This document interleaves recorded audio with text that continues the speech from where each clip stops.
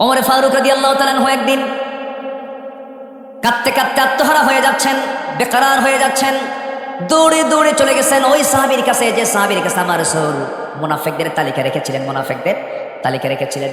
ওমর ফারুক গিয়ে বলছেন, ভাই, ও ভাই হুযায়ফা, দেখো তো আমার রাসূল যে মুনাফিকের তালিকা দিয়েছেন তোমাকে, সেই তালিকার মধ্যে আমি ওমর, আমার নামটা আছে কিনা? সঙ্গে সঙ্গে হুযায়ফা বলছেন, ভাই ওমর, আপনি কি বলেন, আপনার নাম কি থাকে নাকি? ওমর ফিল জান্নাহ, রাসূল বলে দিয়েছেন। উনি কেঁদে কেঁদে বলছেন, ভাই হুযায়ফা, আমার মাঝে মাঝে মনে হয় ওমর বুঝি মুনাফিক হয়ে গেছে। কি পেরেশান তারা থাকতেন, কি অস্থির চিত্ততা নিয়ে তারা থাকতেন।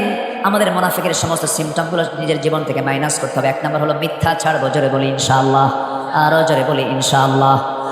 এক সাহাবী রাসূলকে বলেন, ইয়া রাসূলুল্লাহ, কি আমি বেশি আমল করতে পারবো না, আপনি একটা আমল শিখায় দেন।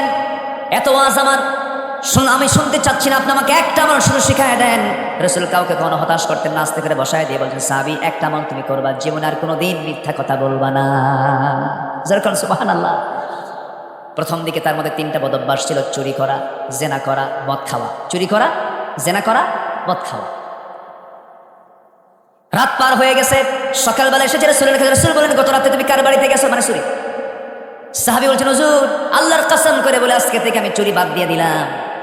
আবার আরেকদিন গেছে, গত রাত্রিতে তুমি কিসের বোতল হাতে নিয়েছো? সাহাবী বলো, হুজুর, আল্লাহর কসম করে বলি মদের বোতল বাদ দিলাম। গত রাত্রে তুমি কোন নারীর ঘরে প্রবেশ করেছো? হুজুর, আল্লাহর কসম করে বলে আজকে থেকে যেন বাদ দিলাম। মিথ্যা ছাড়লে পরে সমস্ত হারাম কাজ তার জীবন থেকে মাইনাস হয়ে যায়। জোরে কান সুবহানাল্লাহ। সমস্ত পাপের মা কি বলো? বলেন, সমস্ত পাপের মা কি? মিথ্যা।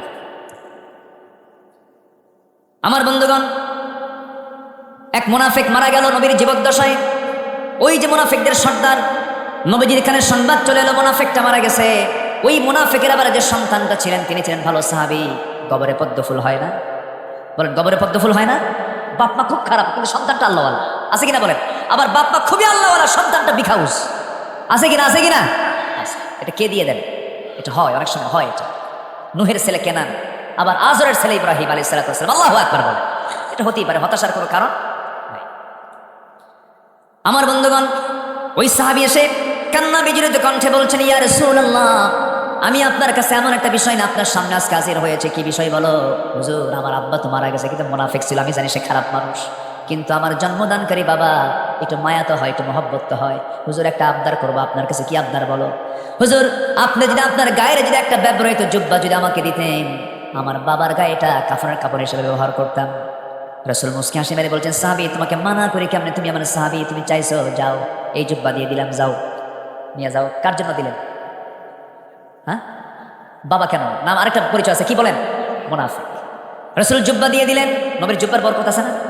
আস্তে জব্বর বরকত আছে না নাই? আছে না নাই? কি সম্মানজনক একটা জিনিস তাকে দেওয়া হলো। গোসল করানো হলো, কাফনের কাপড় পরানো হলো। সাহাবীর চোখে পানি, বাল্যময় স্মৃতিগুলো তার সামনে বারবার উকি মারতেছে। নবীর কাছে গিয়ে বলছেন, ইয়া রাসূলুল্লাহ, আমার বাবা কাট্টা মুনাফিক ছিল, খারাপ মানুষ ছিল, কিন্তু আমার তো জন্মদানকারী বাবা। হুজুর, একটু আপনার কাছে আবদার রাখবো। কি? জুব্বা দিয়েছেন, কাফনের কাপড় বানাইছে, হুজুর, আমার বাবার জন্য কি আপনি জানাজা পড়াতে পারবেন নাকি? চলেন না, একটু জানাজা পড়ায় দেন। আমার নবীজির ভিতরে কঠোরতা বেশি ছিল না উদারতা বেশি ছিল? রাসূল কি কঠোর ছিলেন, একটু নরম ছিলেন? নরম। কেউ চাইলে মানা করতে পারতেন না। আল্লাহু আকবার বলেন। আবার যখন তিনি কঠোর হতেন বিচারে, তাকে কেউ নরম করতে পারতো না। চুরি করে ধরা পড়ছে, নাম তার ফাতিমা। নাম তার কি? নবীর একটা মেয়ের নাম কি ছিল? ফাতিমা। তো এই ফাতিমাটা ছিল খুব বড় উঁচু বংশের মেয়ে, ধনী পরিবারের মেয়ে। চুরি করে ধরা পড়ছে, রাসূল বলছেন, কোনো কথা নেই, হাত কাটো।